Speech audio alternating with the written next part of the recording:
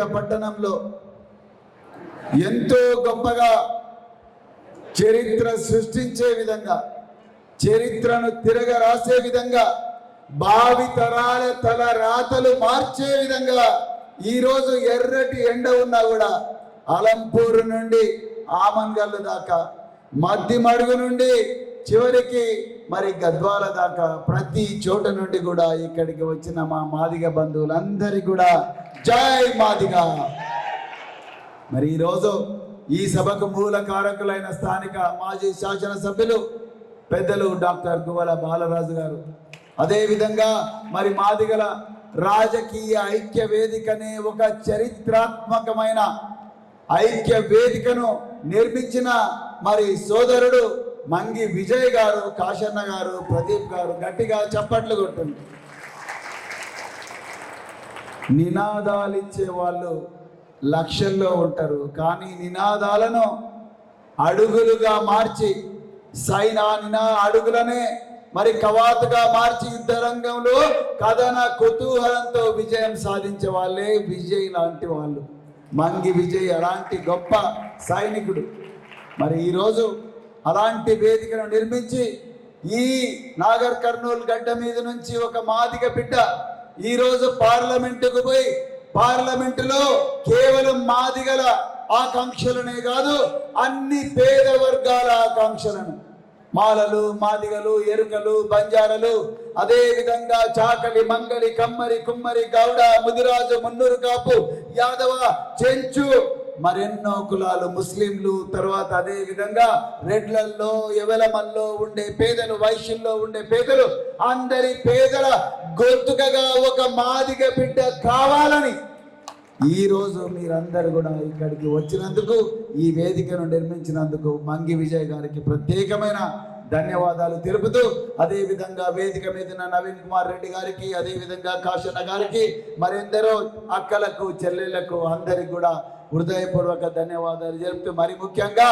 శంకర్ గారు, సభాధ్యక్షులు శంకర్ గారు, దయచేసి మర్చిపోయినందుకు క్షమించండి శంకర్ గారు.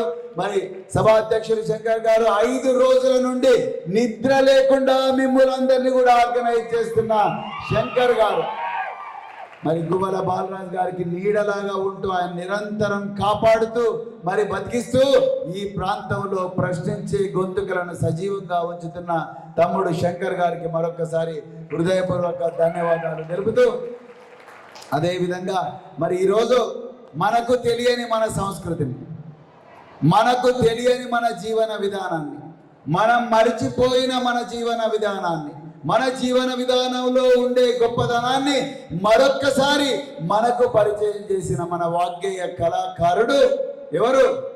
గిద్దెరామ నరసయ్య గారు. గట్టిగా చప్పట్లు కొట్టండి. ఏది పై ప్రతిసారి చప్పట్లు కొట్టండి అని అడుక్కోవాలన్నా? ఓట్లు వేయండి అని అడుక్కున్నట్టు ఓట్లు వేయడానికి అడుక్కోవాలి, చప్పట్లు కొట్టడానికి అడుక్కోవాలి, పిల్లల్ని బడికి పంపించడానికి అడుక్కోవాలి, పిల్లలకు పెళ్లి చేయొద్దు చిన్నతనంలోనే అడుక్కోవాలి, పిల్లలను ఉద్యోగం పంపించని అడుక్కోవాలి, హాస్టల్ పంపించాలని అడుక్కోవాలి, హైదరాబాద్కి పంపించని అడుక్కోవాలి, చివరికి విమానాల్లో ఎక్కించండి అని కూడా అడుక్కుంటే మరి ఎప్పుడు మరి మనం ముందరికి పోయేది? గట్టిగా చప్పట్లు కొట్టండి ఒకసారి. మిత్రులారా, నిజంగా ఒకసారి నేను ఇంతకుముందే డాక్టర్ బాలరాజు గారితో చెప్పిన, ఎంత గొప్పగా డప్పుల దర్వేసిండ్రు, దండోరా మోగించిండ్రు మన అన్నలు. కానీ అదే ఉత్సాహం 2000 సంవత్సరాల నుంచి డప్పుల వరకే మిగిలిన ఉత్సాహం ఎందుకు మనం లక్షాధికారులు కాలేకపోయినాం? ఎందుకు కోటీశ్వర్లు కాలేకపోయినాం? ఎందుకు మన ఇళ్ళ ముందరికి బెంచ్ కార్లు రాలేకపోయినాయి? ఎందుకు మన రేకుల షెడ్లు బంగళాలు కాలేకపోయినాయి? ఎందుకు మన ఎద్దుల బండ్లు మరి వోల్వో కార్లు, BMW కార్లు కాలేకపోయినాయి? ఎందుకు మన బిడ్డలు ఆకలితో ఇంకా బతుకుతున్నారు? ఎందుకు మన బిడ్డలు విశ్వవిద్యాలయాల్లోకి పోలేకపోతున్నారు? ఇవాళ పొద్దున నేను ఇక్కడికి వచ్చే ముందు ఒక తుఫాను జీప్ వేసుకొని మంగనూరు గ్రామం నుండి, నాగర్ కర్నూలు నియోజకవర్గం మంగనూరు గ్రామం నుండి 50 మంది యువకులు వచ్చింది. అందరు కూడా మంచి వయసులో ఉన్నారు. వాళ్ళందరూ వచ్చి కూర్చున్నారు. సార్, మేము ఇంతవరకు BSPలో పనిచేసినాం, కానీ మీరు బీఆర్ఎస్కి వచ్చినందుకు మేము బీఆర్ఎస్కు మీతో పాటు నడవాలనుకున్నామని వచ్చిండ్రు. నేను వాళ్ళకి కండువాలు వేసాను. సంతోషం. కండువాలు వేసిన తర్వాత ఒక్కొక్క తమ్ముడిని అడిగిన, బాబు నువ్వేం చదువుకున్నావు, ఏం పని చేస్తావు? సార్ నేను 6వ తరగతి చదువుకున్నా, 9వ తరగతి చదువుకున్నా, 3వ తరగతి చదువుకున్నా, అసలే చదువుకోలేదు. 50 మందిలో ఒక్క వ్యక్తి మాత్రమే బిఎడ్ చేసిండు, ఒక్క వ్యక్తి పీజీ చేసిండు, ఇద్దరు కూడా ఉద్యోగం లేక ఇంటికాడ ఉన్నారు. అంటే చిన్నతనంలోనే చదువు పని చేసింది. ఒక్కసారి ఆలోచించండి, చిన్నతనంలోనే చదువు పని చేసింది. ఏం పని చేస్తున్నారు? తాపీ మేస్త్రి పని చేస్తున్నారు. కొంతమంది ఊర్లలో చిన్న వయసులోనే పారిశుద్ధ్య కార్మికులుగా మారినారు. కొంతమంది ఆటోలు నడుపుకుంటున్నారు, కొంతమంది లారీల్లో క్లీనర్లుగా పనిచేస్తున్నారు, కొంతమంది వ్యవసాయ కూలీలుగా పనిచేస్తున్నారు. ఇది 2000 సంవత్సరాల చరిత్ర ఉన్న మన వర్గానికి ఇది మన సంస్కృతి. నేను ఐపీఎస్ ఉద్యోగాన్ని ఎందుకు వదిలినో మీ అందరికీ తెలుసని అనుకుంటున్నా, కానీ మళ్ళీ ఒకసారి చెప్పాలనుకుంటున్నా. రోజుకు ఇదే నలమల అడవుల్లో, ఇదే అప్పర్ ప్లాట్లో, ఇదే వెంకటేశ్వర్ల బావిలో కందిళ్ళు పెట్టుకొని చదివిన నేను, మరి ఊర్లలో నడిపల్లిలో చదువుకున్న నేను, మరి అక్కడ ఇంకా ఎక్కువ రోజులుంటే నా కొడుకు ఇక్కడ ఇప్పసరాకు అలవాటు అవుతాడని చెప్పి మా అమ్మ ప్రభుత్వ హాస్టళ్లకు పంపించింది. నేను చాలా ఏడ్చిన. ప్రభుత్వ హాస్టళ్లకు పోవడం అంటే తల్లికి దూరం కావడం, తల్లి ప్రేమకు దూరం కావడం, హాస్టల్లో ఎటువంటి తిండి దొరుకుతుందో లేదో, ఈ సీనియర్లు ఎట్లుంటారో తెలియదు, వార్డన్లు ఎట్లా చూసుకుంటారో తెలియదు, ఎటువంటి బట్టలు ఇస్తారో, ఏం రోగాలు వస్తారో ఏం తెలియదని నేను ఏడ్చిన, మా అమ్మ ఏడ్చింది. కానీ మా అమ్మ అనుకున్నది నేను లేదు, మరి యూట్యూబ్ లేదు, మరి ఎవరికీ చెప్పుకోలేము. ఏడ్చి ఏడ్చి ఏడ్చి కళ్ళల్లో నీళ్లు కూడా ఒక్కోసారి వచ్చేవి కాదు. అంత భయానకమైన పరిస్థితుల్లో బతికి మరి 10వ తరగతి తాలూకాలో ఫస్ట్ క్లాస్లో పాస్ అయ్యి, దాని తర్వాత మరి డిగ్రీకి ఆంధ్రప్రదేశ్ వ్యవసాయ విశ్వవిద్యాలయానికి పోయి అక్కడ రాత్రింబవళ్ళు కష్టపడి చదువుకొని మరి డిగ్రీలో 2nd క్లాస్లో పాస్ అయ్యి 74% పాస్ అయ్యి, దాని తర్వాత పీజీలో గోల్డ్ మెడల్ తెచ్చుకొని, దాని తర్వాత మరి ఇంటికి రాకుండా, మళ్ళీ చెప్తున్నా ఎందుకంటే ఇక్కడ ఇది కేవలం రాజకీయ సమస్యనే కాదు, మన సాంస్కృతిక సమస్య. పండగలు వచ్చినాయి, సెలవులు వచ్చినాయంటే ఇంటికి ఉరుకుతాం మనం.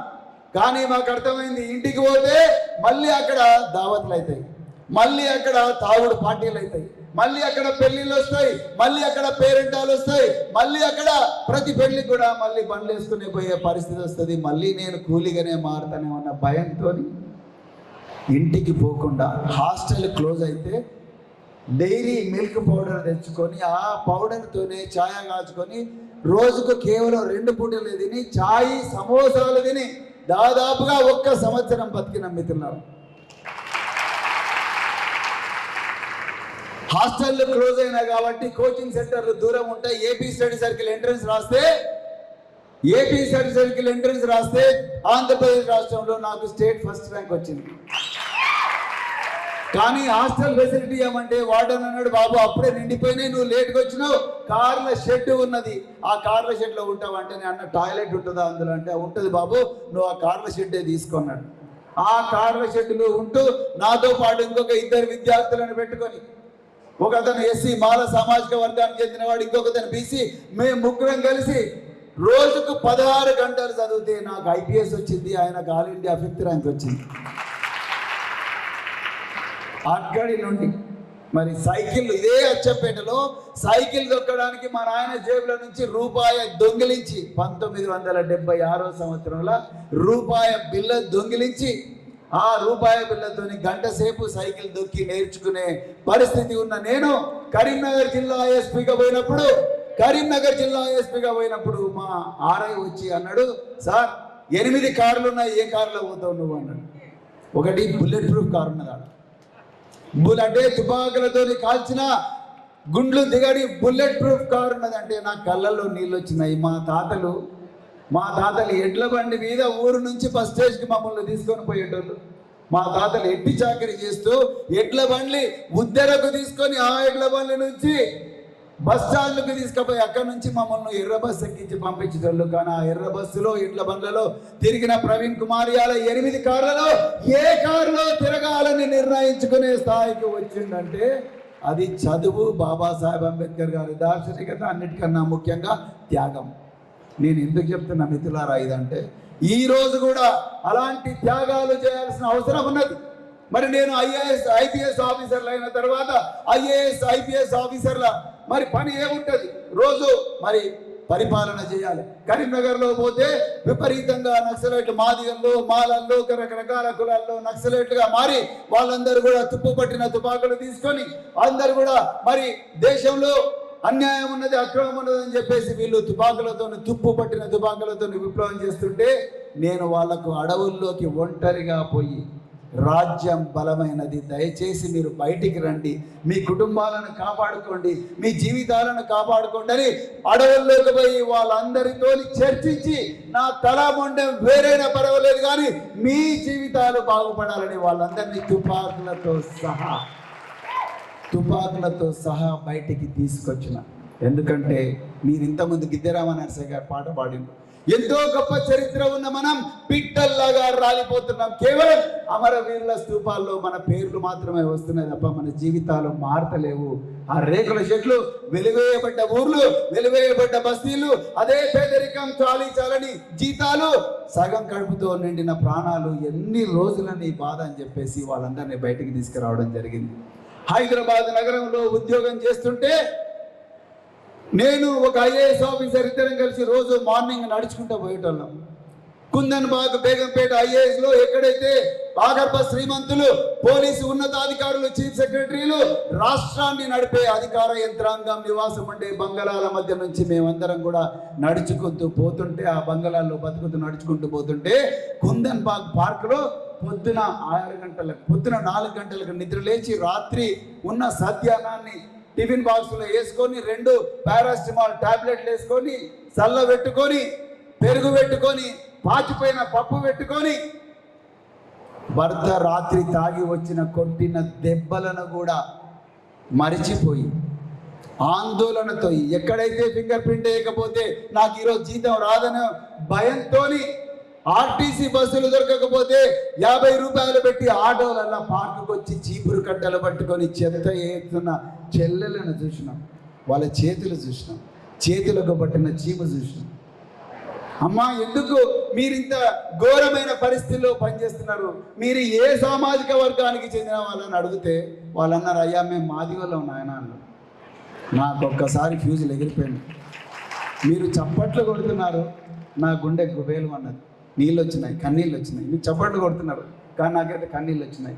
నేను ఏ సామాజిక వర్గానికి చెందినో ఈ అమ్మాయి రేణుక కూడా అదే సామాజిక వర్గానికి చెందింది. నా చేతిలేమో ఆరోగ్యంగా ఉన్నాయి, నా చేతిలేమో బలంగా ఉన్నాయి, నా చేతిలో ఒక తుపాకీ ఉన్నది, కానీ ఆ అమ్మాయి చేతిలో చీము పట్టిన చేతులు ఉన్నాయి. మురికి కుప్పల్లో నుంచి సూదులు, గాజు పెంకులు.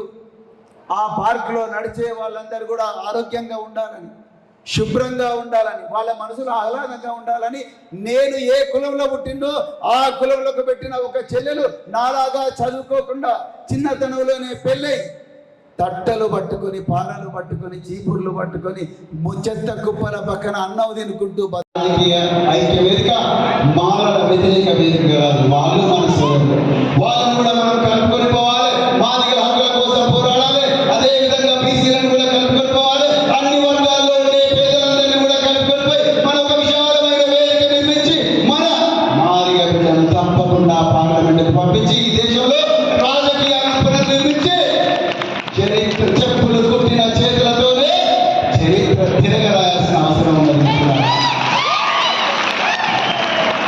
డబ్బులు కొట్టిన చేతులతోనే డాలర్లు సంపాదించే విధంగా తయారయ్యారు.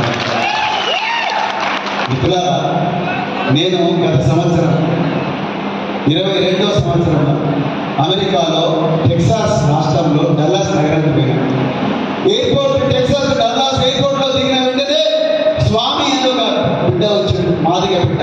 సార్, నేను నర్సంపేట సోషల్ వెల్ఫేర్లో మీ స్టూడెంట్, మీరు ఎక్కడ పోదు, మా ఇంటికే రావాలని చెప్పి ₹1 కోటి విలువన్న కారులో నన్ను తీసుకొని పోయింది స్వామి వాళ్ళకి.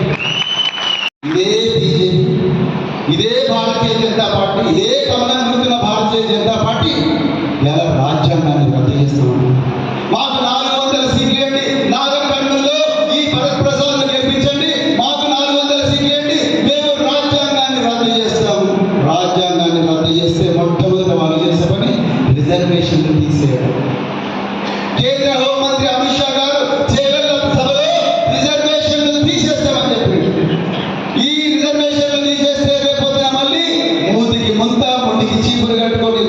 మీద తిరుగుతూ భయంగా బతుకుతూ మళ్ళీ బానిసలాగా బతికే రోజులు రావడం కోసమే బీజేపీ అధికారం మీద అడుగుతున్నది. ఇద్దామా బీజేపీ అధికారం? ఇద్దామా బీజేపీ అధికారం? ఒక్కసారి గట్టిగా చెప్పండి, బీజేపీ అధికారం ఇద్దామా? ఈ రోజు మరి కాంగ్రెస్ పార్టీ మేము కూడా మీ స్నేహితులు అంటుంది 3 సీట్లు ఉంటే ఎస్సీ నియోజకవర్గాలు 11 నియోజకవర్గాల్లో కనీసం ఒక్క సీటు కూడా ఈ రాష్ట్రంలో దాదాపుగా 16 నుంచి 18% ఉన్న మాదిగలకు ఒక్క సీటు కూడా ఇవ్వని కాంగ్రెస్ పార్టీ మన ఇళ్ళకి రానిద్దామా?